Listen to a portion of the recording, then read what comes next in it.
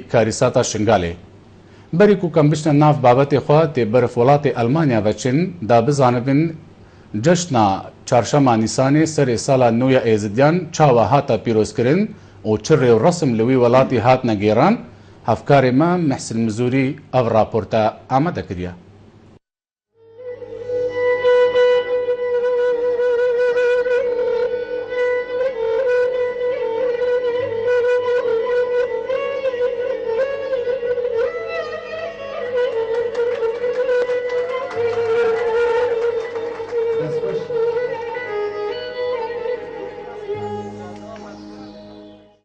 طاووسی ملک تو فلک منی چندی ملک یار من بیت نوی صبر بیت نوی جاده بیت دیک بانگ ناده بیت چلو داره دا نای خاری بیت چپ رونکایی ناده خواستم وی بنده ای دا وکی فلک جرا چفا راسی باده همه بانکی نخواهده مالا طاووسی ملک گازی طاووسی ملکن برا چرخا ملت ازدی راز باده آخریا ملت ما خیری بگرد نگومانا مالا خواهده ایه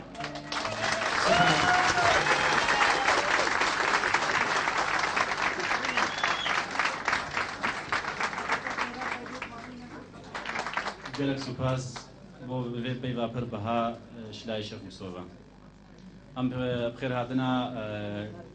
كاميرا بعدين صادت كان بو ابو حاضر بو المالا ازخان دورتموند الباجار دورتموند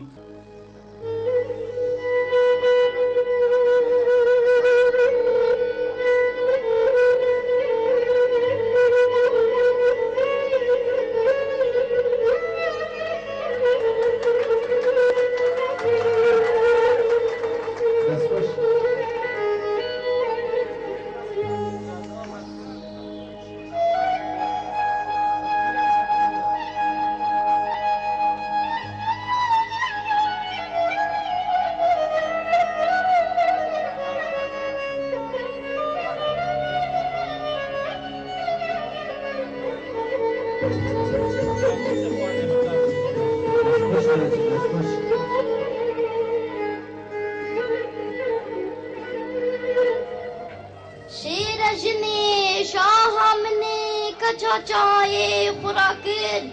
تکفرک جسورا مرشد فدین روناهی جنورا ششمز بسوریا جاگر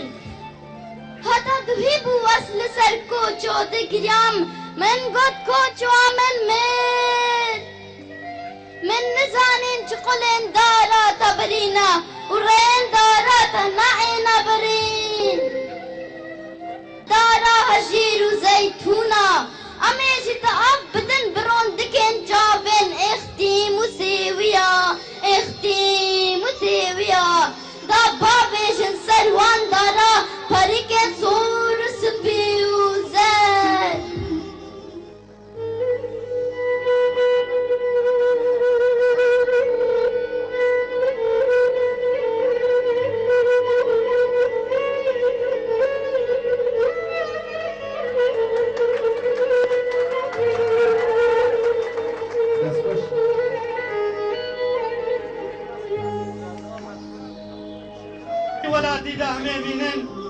كوكي چنگش كستي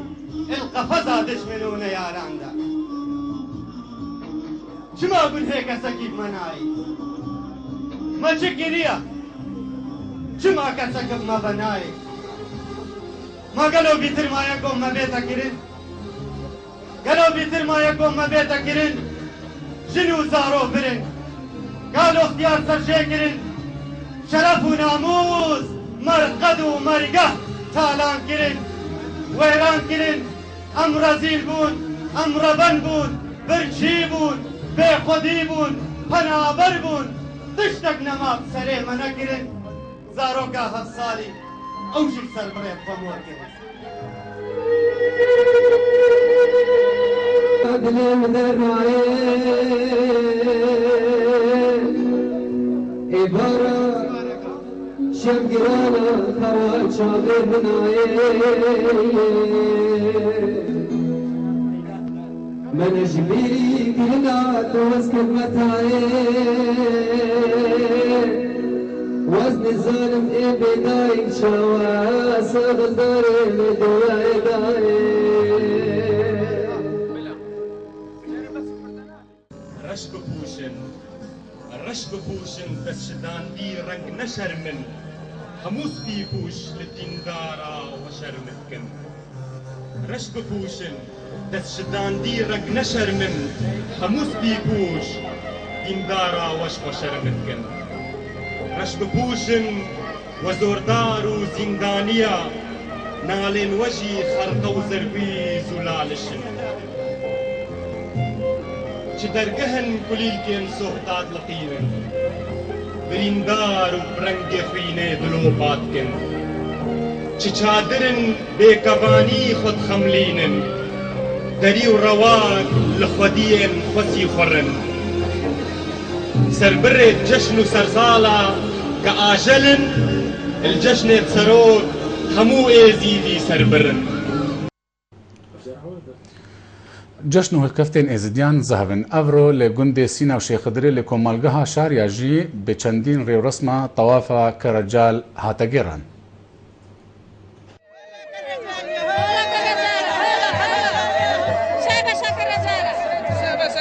لهر دفرك ازيديلت اكنجيبن مزارگهن تايبت هنول ورز صالدا روشك تايبت هي بو اي مزاريكو خلكي دفري وديسانيين دوربر ويل جم اي مزاريكهم دبن ود بيجني طواف وبكيف خوشي بريبا دبن لي طوافك رجال لشاريا يجوازش همو طوافات جبركو هندك ريو رسمين سرش راكش هنا جيران وكو ايشكي اب طوافات بين طوافك رجال اغلمك رجال ابا برو بابو بابير اجداد مداد بين طوافك رجال اغلمك وقت ايشكت كشن امتين اشتريتنا بني ام بشتو بشتين ام خاطر خواستين جد خوازين حتى امتين هيرا مراسم ام جيتينين وقت واجبات طوافك الرجالي قايدي مشترك هر حد كنت لعبة قايدة بين لعبة قايدة اما طوافك الرجالي ولعبة قايدة تنسر شافا طوافك الرجالي وتفرجك طيبة النافمة عشرة دفر قايدة وام خلقي كسكر يدخل خزموا لازم يدخلتيني نطوافي وبيجني كرم كنور نطوافي سر بريت خود كوزين وتقاليد ما باب وباب فيلانا خد سرفي ملاتي بكاتا خير باش دربوين اوه طوافي جي بيروز باين خو راسته همو ازيان كرن و ديسان او يك دان ديار كرن كو چند فرمان و نخوشي بسر ملت ازيدا بهن او دست عادات و تقاليد خو برنادن إيروكا طوافة كالرجالية أم في طوافة هر صال تكين وشي بيت السريمة فرمان بيت أم لازمة في طوافة بخير وخوشي بكين بعد سرجابا إيروكا طوافة كالرجالة أسخيراتنا حمو ميبانات كم وفي طوافة الحمو إزيا بيروس كم تايبتي قايديا هرچی چه بدن وکی هر جار دائما هر چند ظروفی خوش بدی نخوش بد افراد رسم هر دهنا گران هالكفتة طوافة كرجال سبيرز بخريز ديات كم تايبتي قايدية خيراتنا همو ميفانات كم ام قال كيف خوشين كم چند فرمان تشتري زياتين اميرو كتقارن بهاري كارا بشمرگي كو سنگر شريدان ام قانيفان رسم بگيرين خوش طوافة الحمو ازديا بيروز كم تايبتي دفر قايدية أساميرا خلق شارية إيش جندي سينما إيش دهوا جهاتيمة وهرتشان مظروف أجينا خوش هبت إيش كربت دجمني ده عادات وتقاليد خوش بينا كين و پشتی کود زفرنج جمع زرگه کرجالو بکیف و خوشی و دیلان هر ایک پیشوازی میوانن خود که جبونان خوارنه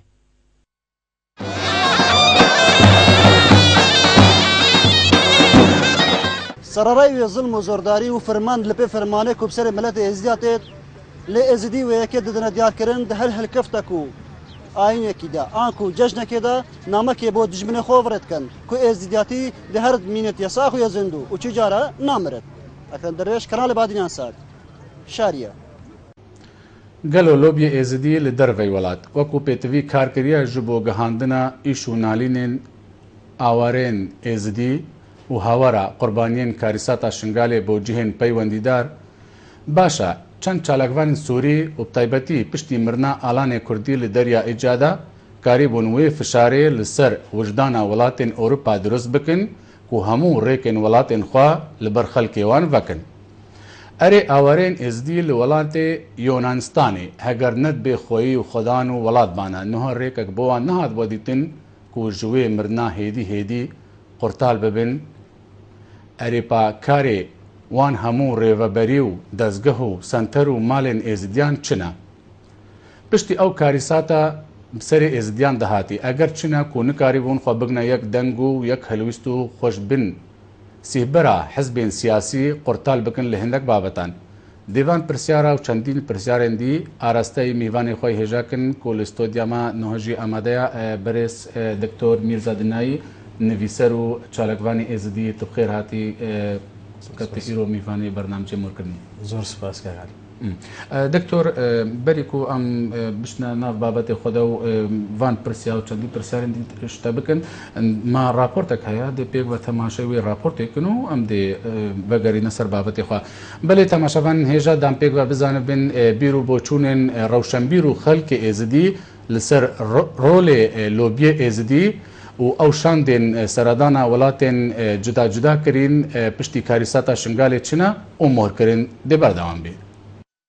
شنگالê li sê heşt 2014 kobûyê egerê kuştin û revandin û awarebûna bi hazaran jî xelkê şingalê dêsan diyarbûna bi dehan gorên bi kom li cihên hatine rizgarkirin gorop û şand û lobiyên cuda di nava êziyan de hatine gorapanê de her êk cuda kar dike ji bo gihandina dengê êzidiyan lê ji ber ne êk dengî û êk peyama ewan gropan keresata şingalê her êk bi şêwazekî digehînin ji ber evê çendê jî rastiya dosyeya êzidiyan dihêta winda kirin Hadî Babêşex berpirsê nivîsîngeha Babêşexê Ruhî êziyan dibêjit êk deng û êk tutara niha pêtiviyeke serekiyê ji êziyan ra da ku bi şêwekî durist peyama êziyan bigehîntine cîhanê.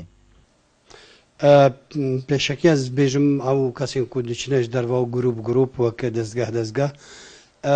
du tiştê hene êk jî yanî silbiyatê xwêt heyn û hindek jara jî îcabiyatê heyn. İcabiyat ew in yanî ew ku başiyê wan ew ku tu dengê êziyat gehîniye dinyayê û gehîniye hemû dervey welatî û her cihetên êtkut pêwendî bi herîkariya mirovatiyê hebit û xesareta wan bêtifaqiya eger êzidî bûna peyva ku êzidiya peyveke pitinê şêwra pêwirmendiyeka rastaqîne û xizmeta êzdiyatiyê de çobane ji dervey welat û çobane dergehê xelkê qutabane bi dengekî êk dengana bê piştevaniya yani ala layengerên siyasî û ew bes layengerên êzdiyatiyê pitinê be û wan welatiyatiya xwe diyar kiribe yani ku ez xelkê vî welatî me û ez min heqê hey li ser vê dewletê li ser vê hikûmetê rêya sefîr û pêwendiyên dewletê ve jî çobana wan welata ez bawer dikim dê gelek xizmet bitir be yanî berî çendek ez êk şwan bûm ku dema em çoyne dewleta çîk ez û du doktorên êzdî li gelim bûn wek wefdekî êzdî em çoyna dewleta çîk bes em rêya sefîrê Iraqê da çoyn birastî jî cihê başiyê bû yanî hindek tişt hatme cî hindekî ber û baştir dîşin bes gelo ez neku bes bi xwe bê bes bi hemû xelkê dibêjim bila bin ittifaqek bin alaya êzdiyatiyê de bin peyva êzdiyatiyê de ew dê gelek cihê wek gotî wicê û faydê bit û min gazindekiya heyî bo ew keç û jinên êzdî êt ku gihandîne welatê Almanya birastî ez hîvî dikim ji cihên pêwendîdar êt ku ew keçine gihandîne wê derê ewan gil û gazindeyên mezinê tên û min divêt ku ew cihên pêwendîdar pêwendiya li gel wan bikin û biçin ku gil û gazindê wan li ser mêzeyê danên û xizmeta wan keça bikin û xizmeta wan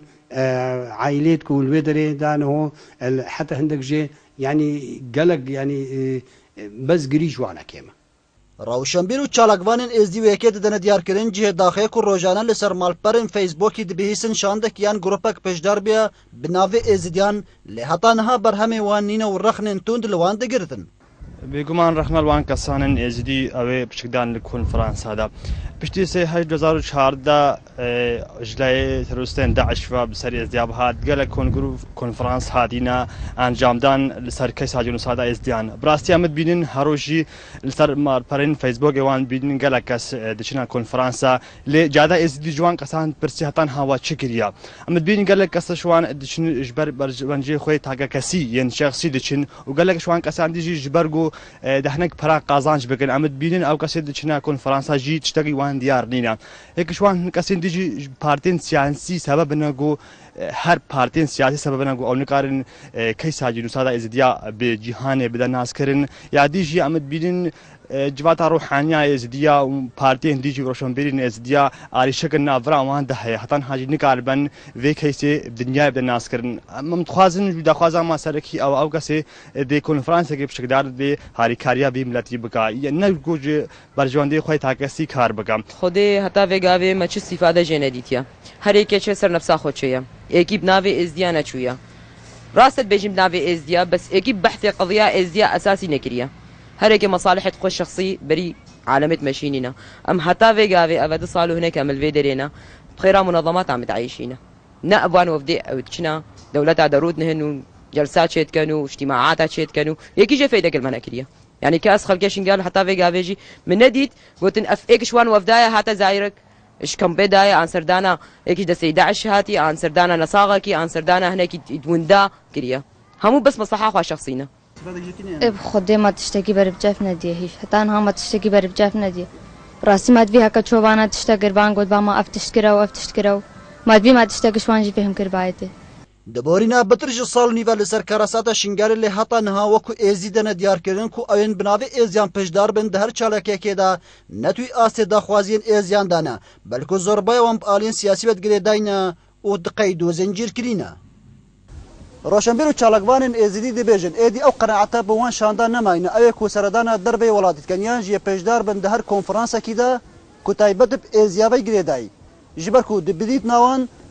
کو او بو برجواندین خوین تاکا کسی یان جین حزبیاتی بکارت اینن لورا هتا ایرو روژی او دبیجن کو او کارو چالاکین دکن اتوان دابوینا لورا داخواز دکن کو او شاندن دچن سردانا هر ولاتا کی بکن یان جی پشدار بن د کنفرانسا کی دا برونی و آشکارا پشک دار بنو بین نبر چاف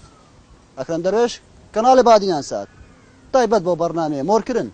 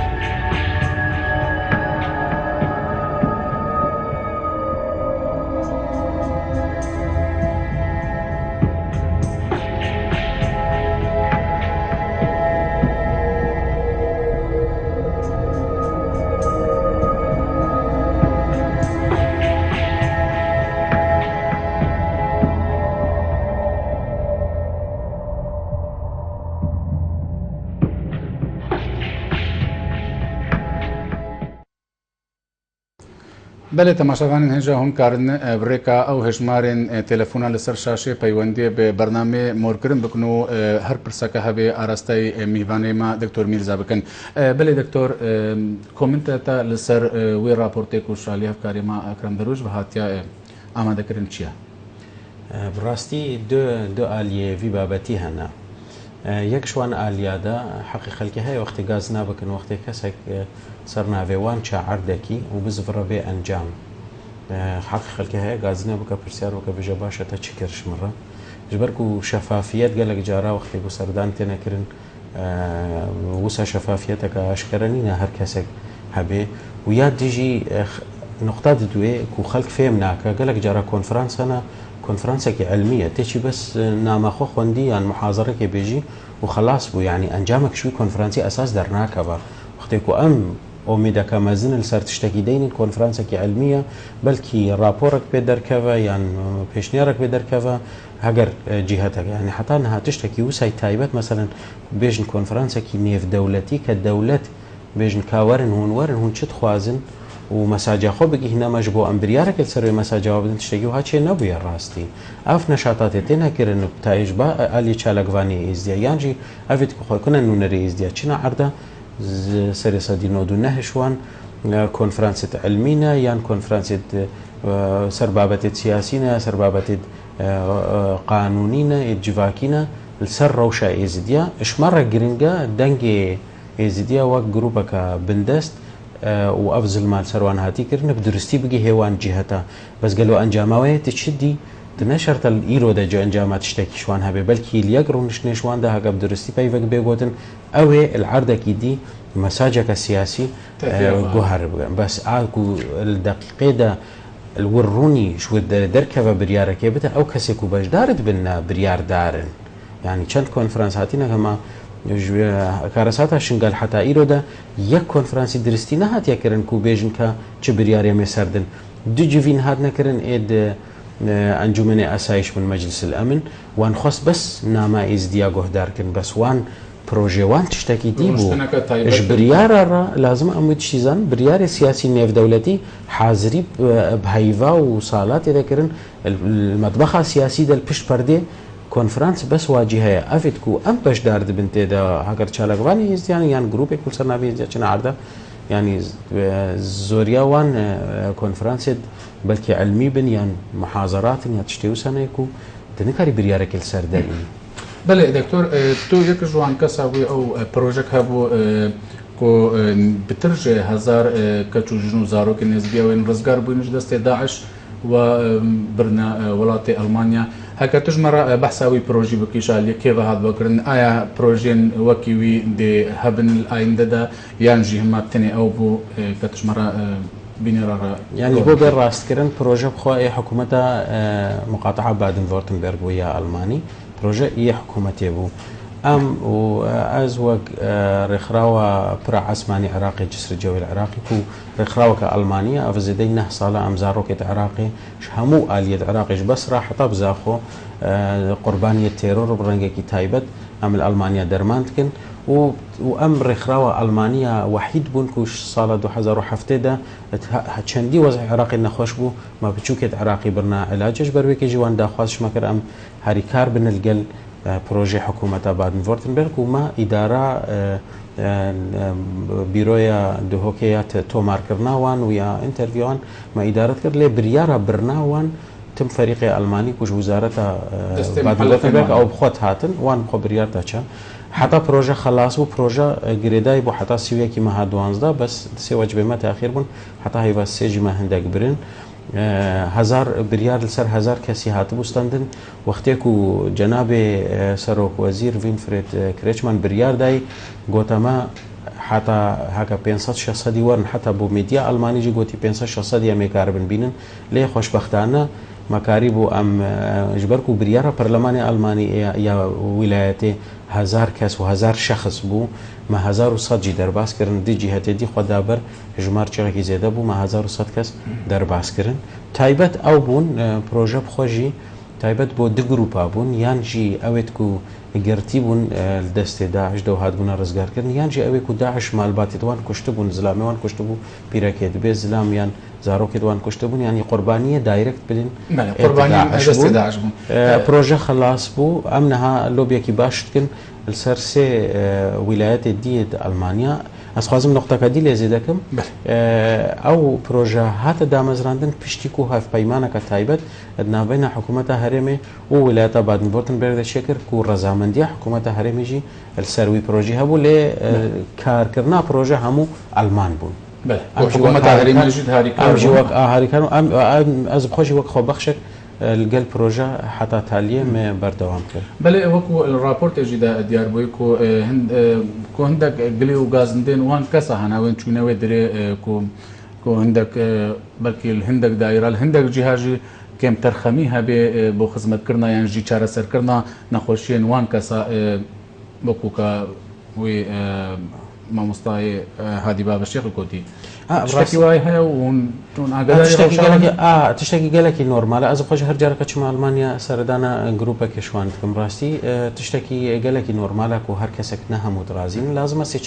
سشار اليام روف زانبه يك شوان او بخوجي تراوما دنا يعني او تشتكي قالك شوان هنا تشتكي بيجنا بخوجي نا ساغلم النفسيا نجبر وكيجي چونا المانيا نا او كسد ترحتن ما براستي الولايات بادن فورتنبرغ بيشتو دي جيا هاتنا ورقر كرتن خەلکێمە 21 جیژێ گەلێکی باشن 1 جیژی گازنێمە بخۆژی هەنا بەری چەند ڕۆژەکە الوزارەتی بخۆژی کۆمبوون هاتەکردنش بۆ ئەو جیا پچێکی حالیوان باش بکن لێ لازمە تزانە بێژی دەما ساڵێکێدا نێزیکی زیاتر ملیۆنە کەسی چوو پەنابەر دەرباسی ئەلمانیا بوو ji بەروێکێژی فشارێکە گەلێکی مەزە سەر ئەلمانیا هەندێک تشت هەنا سیستما ئەلمانی نەوەکەیەکە عراقیە ئەمێ عراقی عالمین هەکە بێژە زی نەخۆشم 15 ڕاچێتی دەرمانە ژێرە نویسە ئەلمان گەلێکی حتا ڕاچێتەکە دەرمان بنویسە 10 جارە کۆنتترۆلی ژێڕەچێتکە گوهربوونا کولتورێ دەرمان و نەخۆشیە و ساغڵەمیە نابینە کوردستانی و ئەلمانیادا جیاوازیە جانەوەی بژە پاچەمە ئاچوومە بە تەختۆر و حەبک نەدانەمێ بەڵکی تەختۆر نەمەتەنا دکتۆر هەندێک برادر بێژم سەر هەلا تەلەفۆنی داوانجی وەرگرن ئەکەرمە هەندێک برادر سەر هەلا تەلەفۆنی هەبن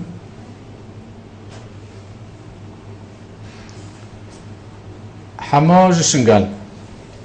ئەو دەمێ باش سەرچاوە دەستخۆشین بەرنامە جواب خێراتان دەغانەوەتم ممنون سپاس تا چه لەسەر ڕۆڵێ لۆبیین ئێزدی لە دەربەی وڵات هەیە بخۆدێ ڕاستیەت بەریەمەکە دەستخۆشی مامۆستا دکتۆر میرزاکن وەکە چالاکبانێک ڕاستی دەستخۆشین بەرنامەجێ وەژیکم و خزمەتێ بۆ ملەتی مەلکە و مشین يعني پرامە خۆ بگەینە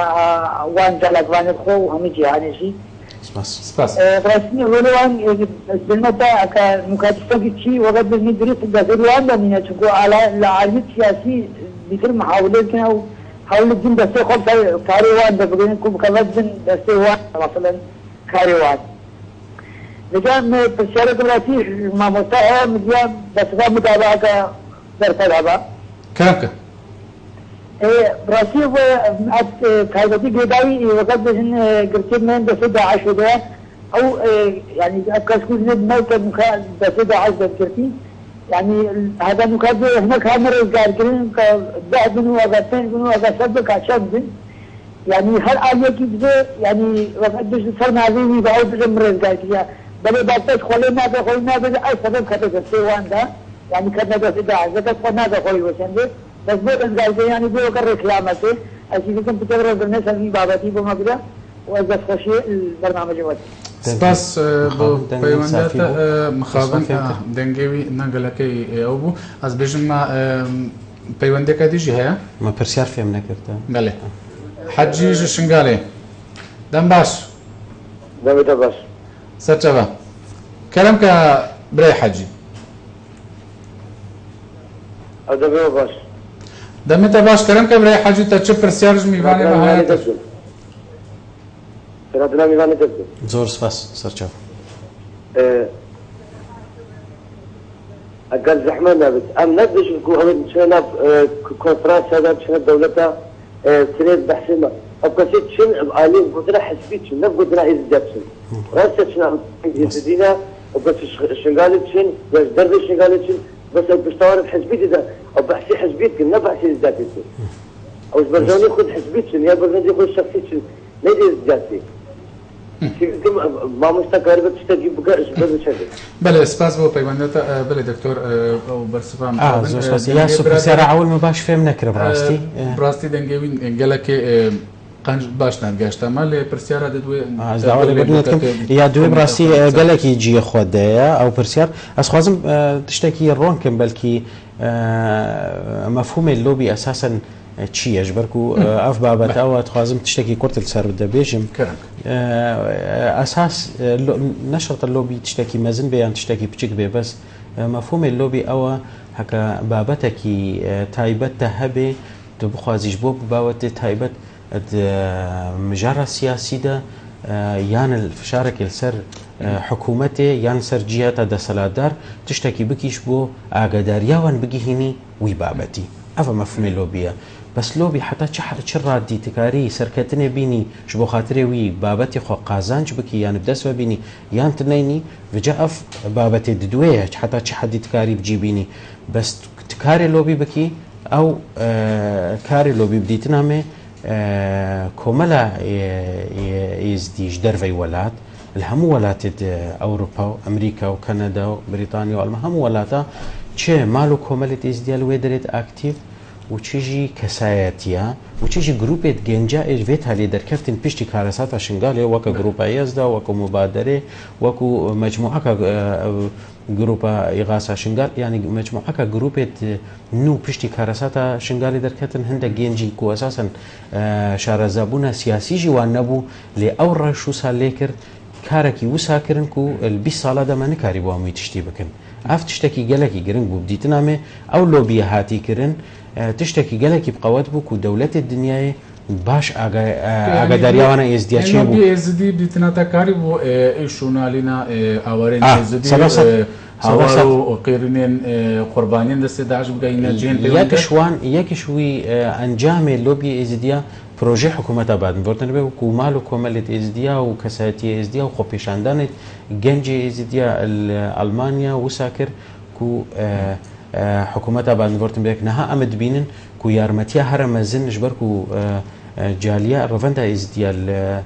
آلمانیا گلک یا مزنه یارمتیا هر مزن کوش پنابر را نبز بو ازدیا بو همو پنابرت هریم کردستانی بتر آلمانیات که مثلا بون نمونه الامریکا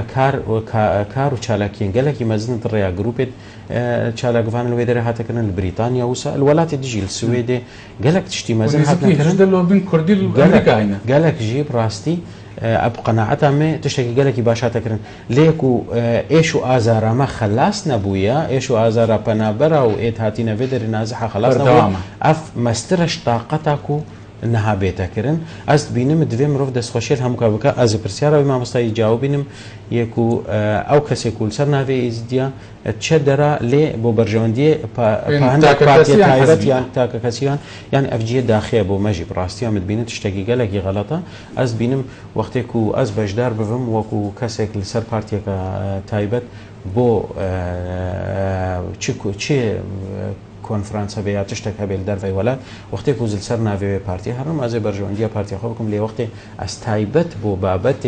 قرباني ازدي هرم ادوي از جوي سينوري در نكفم اف شاشتيك قالك مزنا و از بينم دوي ايرو البارتيت كردستاني جي ابرنگي گشتي دوي بيجنا وان چالاگواني دي ازديا نها ايرو هون خباتي بو في مأساتا ازدي تدا بكن يعني تبي رامي قوتنا كما جلال صار نو دوي تقوتما قوتي ازدي بس ازديات يا خوب باريزا اش مره باشترين كردياتيه يعني بس حفاظي سر كلتوري خوبك افش همي ماستر نه بيوسته چك وسلاح جه الجرا اساسي كاري ازدياتي في خلقك خجلك بغلط تجيهن اجبركو ازدياتي رنجك ايدنتيتي هويتك تايبتا نكو هويتك دينيه بتر هويتك جواكيه غيرك هويات ديني وقتك كنت برجوانديا او كسي قرباني بكي بقناعتها منها اسيك شوان مروفا من هيج فرق جدايا ديني وايني بامن زاروك الشيعه والسنه بدها جاره من المالباتا المالا خدرني بچوكي خدان كرين المانيا او تكو نخوش هاتينا خوارنامه جينات خوارند قوتن غوشتي وي حرامه ليه دي ساجي ما خدان كده او فرق جدايا الديني وان تشتكي قالك بعقليه ليه اساس وقتي كنت ملتك يوسف بندست وافكار سات بتايبت بشتي كارسات شنقال بسريوان هاتي بقناعتهم هر كسكيكو ايرو قالك انسان هن عمل اوروبا تبينن كردستان يمد بينن العراق يمد بينن قالك انسان هنش ازديا بترخص متى ازديات كنت ازدينا جبل كي تجاره ازديجي نديد يعني لازم امر لوان جي وندان نكن جبروك جي هاجر چالگوانك ازدي تشكي بك لازم پیش چاوي مفهوم انسانيته بيجا ازوي تشتيت كم مفهوم تطرفي ام بخوا فكري ما وعقليتها ما جيت في بهر رنگات جي تطرفي باشا دكتور چند چالاگوان سوری تایبەتی جی پشتی مرنا ئالانی کوردی لە دەریا ئیجادا کاری بوون وێ فشارە مەزن لەسەر وجدانە وڵاتین ئەوروپا دروست بکەن و هەموو ڕێکن خۆل بەر خەڵکیوان بکەن باشە ئەوارێن ئێزدی ئەوێن نهان لە وڵاتە یۆنانستانێ ڕەوشەکە گەلەکە خراپە دژین مرنەکە هێدی هێدیە باشە هەکەر ئەف لوبي و اف همو ريفا بري و سنتر و مالن ازديا بكاري خراب باشا چو بوان هاتي يعني اسراسيت شكش هكا ند بخوي خدان بان انها افروشا اسراسيت شكش ترى بيجم يعني دنگ ودانا كيزا اعلان نه چالاکوانی سوری کر گلکیش ما بسرو برترن یعنی چالاکوانی سوری و لو ماجی روشا پنابر سوری افغان سالا نه ما دویم رو راستیه برای گیدی بینا اروپیا دست بکر یعنی اروپیا دی هکا کامیروانی اروپی نل سروی رسمی باوی دقیقه او رسمانه که شابه کسی نزانی جی بابت شوایب هزار وکا آلانجی چون مثلا الورده دیسا جی یا یونان نها القل جروبا كأندام برلمان أوروبي أف دمك أسكارت كمش بو روشاوان يزدي بتايبت اليونانستاني مسير رابور جي آماده كرينا لوبيا كي باجي ما كريا سر سيشار ولاتا حتى انها انجامي درنا كفتيا اف تشتكي تجريداي سياستا قشتيا نظام كوتايا ياكو اتحاد أوروبي نها تخوازا بريار السر بدا وحتى انها بيك ناكرينا نا اف مسلكة اشتاقتا ما براستي ماسترا عمل سر خباتيت كن تشتي جرينك شماتي خوستن وكو چالاكوان ام هر تشتكي غلط يعني هر تشتكي بيداويستيا جواكا خو ام دنگي خو بگي هنا عرضه لي او تشتي بدسما و اي يعني او نقول هي ما او قن هي تشتكي دي هناك فاكتوريش در وهنا ايش ما بقواتر براستي نهاجي انها تقريبا 4 حفتي بترا بقوات عمل سر كيزا يونانستاني خبر دنا چند راپورتا کاتنا آمدن سر پارلمانت اروپی کومکا و نه ام وکیز بتر اندامت پارلمان اروپی وان داخوازش میکرد از راپور سر آمده که مو ام چره که کارم ببین بوان حتى هاجي من جدا برسبا باشا دكتور برسكا دي هي البدري يعني هكا ولاتك كارثاتك بسري ملتك اذا بي او ولاتك بيجي افيادي جينوسايد برلماني وان يعني حكومته وان مند فيزا كم ترين تشت فيزا بدنا قربانيين وي كارثاتي چند هندك ولاتا او بسري زياده هاتين جينوسايد برلماني وان يعني مجلس وان هجمرتين اللي هتانوها فيزا تركيجي ولاتي از دي نايدا يعني عليه كيفا او قبول كرنا جي كو كيزا بلا سري زياهاتي جينوسايد بو بتايبت عليه امريكا وبريطانيا و تشتكي قالكي جرينج بو ليه لازم امزانه بن كار سرته لازم بتربيته كرن افوان بريارك داك وقوتي راسته هاتي كشتن لي لازم خطوه كعملي هبه خطوه عملي ام اكو ام داخوازت كنش ولات اوروبي بتايبت كو كونفرنس كي في دولتي اي دولتها نا اي كسايتي نا اي تاكسي اي دولتها او تكو برياردر بخوازن بيشن جبو افدان كرناشن قال جبو زفراندنا خلكي جبو باراستنا خلكيشن قال اف جافيد باشا دكتور هكا اللوبي اس دي كاريبا خو بقى هنا او جهن اولاتين زلهيز يعني او جهن برياري تبيجين هرنها بكره نا تخوت جهيني وان بس هر ولاتك تايبت من دي اخوها يا ايرون هال امريكا تدروشا انتخابات دي المانيا هل بجارتني چند ولاياتك تتكرن لازم تزانبي فاكتور سياسي لوان دولتا چاويا هر تشتكي او دولت لازم تزانبي يعني نهما تدنگي خوغاندي ام لازم بعقليتها عشائري تماشي روشا سياسيه نيف دولتي نكن نتبي نسروك عشيره كازي چم بجم بختي خدي هاري كاريان بقد دلويه مشوته او شي بلان دوي هنا تشتدوي هنا برنامج دوي تايبت هنا لازم كارم ديجي برنامج تايبت تشتكي او بكم چندي دنگي ما بيجي بيجي راس او متعاطف بمره بس حتى شي حد بروجي بسر بقرا او تشتكي ديا باشا دكتور انت وكو چالکوانکی مدني تو وكو كسكي تا خدمتك باجي كريا انت رول حكومتها هرمي ويا عراقي وهروها رخراوي ناب نتويل رزقار كرنا كچو جنو زارو كن ازديه تو چال بيني يعني تقصيريك قالكي مازن هيا از بينم كمانيك قالكي مازن كارسات شوي مسترين بشتي دي صالح هيش ما 4000 ما 3400 كس حتى هل دس 11 دمايا يعني هكا جريمه مازن بحق مرواتي هبه افا شوي مسترنينا ما بري چند روجك كارساتك وسا مازنا سيكچ كي عمريوان 11 صالي و 9 صالي مديتكو وان بزوري خو خلاص كرج دست 11 الموصل بومبك بوان و باقيات دوجي شهيد بنيك جبرين داربو اف شرمزاريه كدروي هر انسانكي خو ببين دسلات دار السر استي عراقي لسر استني في دولتي از بينم شرمزاريك قالك مازنا همو دولتي تحملها في مسؤوليتك قوات التحالف تحملها في مسؤوليتك بوشي حتى انها 3400 كسيمه النيف دستيوان ده حس كاس مصيري وان وطن هيك اوبراسيون يعني اثناء اوبراسيونك تايبت بو رزقار كرنا وان تزاني استمد بيجم براستي نزيكي 4000 كسل تلح فردبو هشت مها بتر هكا اوبراسيونك كچك هات باكرن وي هات بان رزقار كرن نكرن افنها هاتينا بلافكرن همو جيه كو داعش كنترول حتى داعش همكي خلاص نكي تنكاري وان خلاص كي اف تخسيريك قالك مازن بحق وان دستوان برس سريوان به خلاص تخسيريك قالك مازن بو بقناعه تامه بيغمان هناك تكاتك الفرا يا الويدر رتنا رزقار كرن هاري كاريتي تكرن لي بس ايش مره انجاما قشتي قالك يعني نيجاتيفا انجامك تايبت افكس هاتي رزقار كرن يعني خدمتها بكسياتي كرن او تشتكي جدايه بس بهاري كاريا قشتي اس بينم از دي بخدان بون سر استني في دولتي سر استي عراقي شي باشا دكتور ت يك جوان كسايك وتلولاتي المانيا جي خزانه الويدريا هر چندت بشتي كاريساتي بردوام لفريجي هكر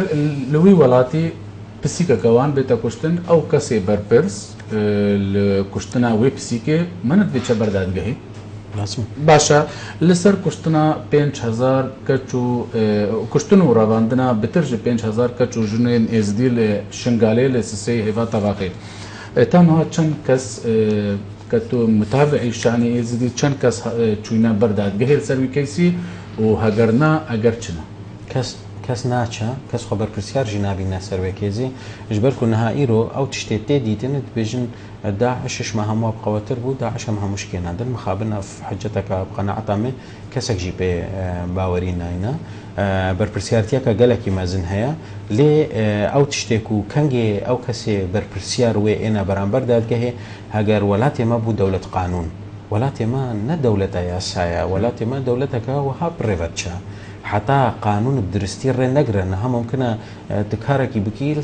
4 روجي دي تبي قرتن الكي ارتي بيج بدري حتى بصره حتى كو قانون الدرستي تنزان بي او دسلا داره هنجي حاكم كار برياري بدا هكار اسمد بيوندي هبن بيوندي خو اس شاشتيجي للنافا جحده بكم كاس محاسبه منك بيقول ما كاس وان كارسات مازن كاس خبر برسيار نابينا مشكله الرئيسي نهائي رد ورده بيقول النقطه هرددوي يا كو مخابن بارتيت كردستاني كاتينا نافدا جبر مرملانا حزبنا بين ياكو دودا وجبركو داعش دجمنكي درندي برامبري يوانو ام همول خطر دم لازم ام في تشتي زانمن او مجبور ناف ماليا كردي بباريزن حتى شوانتي او ناكن نها كوملجها كردستان ده هكايكش عشيره ما هاتا قرتن از شم خوشوي حزب قحرينم از بيمش ما فرانكس عشيره ما هاتا قرتن حتى هكا سيستم عشيره قبيله او سيستم عشيره حتى انها سيستم قانون انها تدرس كرن لو ما جبر برسيات كردستان نكرن لوزعين عساني نحاكم جي نبر برسيار كارن في وضع ايرودا محاسبه كسكي يمكن بيكو ما نفكر مانيا قالك مازنا امي حتى صاغ جيبنا مي داخوازي وي كسيكن كروجك دراستك درستي وتحقيقك درستي لسر همو روداني شنغال بكره وهر كسكي بر برسيار هكا اجيب بيت محاسبه كره باشا دكتور برسيارك دي هكا ام بين بشتي كوچ کرنا خلق ما بودر في ولات نهجي العراقي وهريما كردستاني بترجي شيستجي صدي ازدي خلق شنغالينا باشا بشتي كاريساتا شنغالي وهر بري نهجي او ريفا بريين كاروبارين ازدي الحكومة هريمي يعني جين روشن بيري حتى بجباتا روحاني خلق شنغالي تدنين هر او بوستو بلين هكاتينا ورقرتنجي هرنا بو خلق شنغالينا فرمان بو خلق شنغالي لبوستو بلو دستخفت بو خلقه کی دینا تا کنگی خلق شنغالي به چندی قبول کن ايش مبخرة براسي فرق الجوازه كان بين از دي شنغال ولات وان نينا هذا نفس من بس عاليه جغرافيه جغرافيه بنا ولات يعني يعني ومثلا بلد ريفابري هيناتو البيريجي ريفابريا كاروبار نزدي حكومه هريمي بنجهي لالش نبي سينجها كاروبار نزدي سكرتاريات امام جلالفا ما بس من ابي او كسين بربرس يعني فيجا فيجا تزاني او تشتكي دي المفروض او بري هر تشتكي دي بمروف وقر سر خلقي اخوه خلقي دفرا شنغالي انها ام قالوا اتفاق شنغاليا بخوا اما شنغاليا هيا جبوكو ام داخوازيك ابهافو دربكن يعني او قالك جرى بروبلم اساسي شور دسبيتك برينها يا جفات الروحاني وان شاشتك قالك مازن بقناعته من جفات الروحاني بينج كسبون كسي شنغارتي دنبو وبشتي هنجي قالك تشتادنا شكرن حجتا وان او بوجبر هجمارا خوندوانيه يا خلك شنغال درنگ دست فکر سالت هفتیا وان دو تالیه سال هفتیا نو شنغاليا دست مدرسه كر جبر وك جوان حجتك وسحبو از بينم نهائي رو هكا خلك شنغال خو بدا پیش و الپیشی هما به دلیل نهائي رو چالاگوان انترناسيونال ایرو امریکا حتى بريطانيا حتى المانيا سرسدينود و پنج شوان خلك شنغال نجبر كوان خوندن شكريا دستوان بتر دريج بويا از بينم او نم مشكله قالك مازنا هموش عردكي بني مش عردكي معنويه بشتري كارثه نا اوج نتش او ام توازن هكاشكي دري ورا بس خدمتها خلكي بدرستي بك ام يعني ها ايرو لازم ام تركيز سرويه بكن بلا كسكي بينش امريكا بس بلا خدمتك درستيه خلكي بك بامانه مش مشكله يعني بلي بيقو من هنا بلا دنجي خبكنا ياكو نها ايرو واقعك هيا واقع حالك هيا الركا حزبة كردستاني ده چه بارتيه چه اكاديه اف نها تشتل كردستاني بيبدس انين بريا فان هاتو حزب هذا تايبت بازدياف اجبركو غوران كاسي يزيد بلا او كادرت يزدي ناف بارتي ده دنجي خبكنا ياك اتشنغالي ونعم خبق هنوان بلا يديكتيش وسنعم خبق هنوان هكر كيمانيا كبه بلا بيرنجي بكن قناعتها مي اف بترج جواك تخوستن نا جهات دسات جبر هكا دنجيوان نا يقبه او نكارن مساجة خبق هنا سرا طبعا كيماني هيا ام تخوازن انساني خلقي دافري او بخبر بريفا بريا خوبه و یا بر پرسیاری خوبه هکا وسا جینبا دلویج منطقه نشوت امزانن لی یاد دوی از نخواز من هایی که شنگالی فاسد بر پرسیاره کی تشتکی به نه بلا یکیش بس رای ورا بر پرسیاری ما به چه مشکله یا بله دکتور هکا کرتی ت روشا ازدیا نها چاود بینی روشا شنگال تو چاود بینی دوی چه بیتا کرن لقوناغا بهده براستی گاوا هر مهم پشتی رزگار کرنا دورت شنگال ایدی و پشتی لادانا داعش دوی مالا خلک شنگالی بخوا جارك دي الخوب زفرن اتفاقك خود تايبات شيكن اف جروب انها ايرو الويدري بريز وحرمت همول يكودو بنيرن واتفاق بهفو دردانن و يكودو ديجي يكودو نسكنن يك جروبا نسياسي نا جروبا مدني نافي ايرو الشنغال ده ململانه درسكا و خرابيه سياسي بكا سيفيشتكم كو او همو رنگي حساسيتنا بين خود الراكن وعقل عشائر تيجي كي يمكن كاربن بتر جواكا كمدني بشتي في كارساتي ممكن فرصتك قالك مازن به شنغال را افدان كرنا كمازن شيفا السر اساسكي براتيه وبيك فشياني اف ارمان جهر اساسي كنت كاربي شنغال جارك دي وغرني بريني وجارك دي درمانكي لازم اسوي اساسي وكهبيه بله دكتور هفارد بيجن دمي مجنا معايا كبكورتي كومنتاتا دماهيكي تشيا كبكورتي زور سپاس براسي بو فانداريا في بروغرامي اش مره تشتهري اساس تخازم موسى دياركم كو يعني مثلا ها وك از دي وقت كنت روشة از دياتي يعني اشكرت كي الكردستاني نت مفهومك ديني ده بتركو تد مفهومك جواكك بندست ديارتك اف وسا لازم حساسيتك ديني الباطرفك دي بهيج رنگي پیدا نکه التاليه ده براتيا ما هموكا بيغرا بي فرق جداوازيا ديني ومذهبي وقومي او اساسي ام كاربن بيك فجيانك پشتیوان کارسات داعش آوراکن. بله دکتور میرزا دنایی نویسرو چالکوان مدنی سپاس کته میوانی برنامه مور کرن بی. بله تماشاوان هنجال في دريم گشت نداویا خلق خواهی جاری جی بخاطره.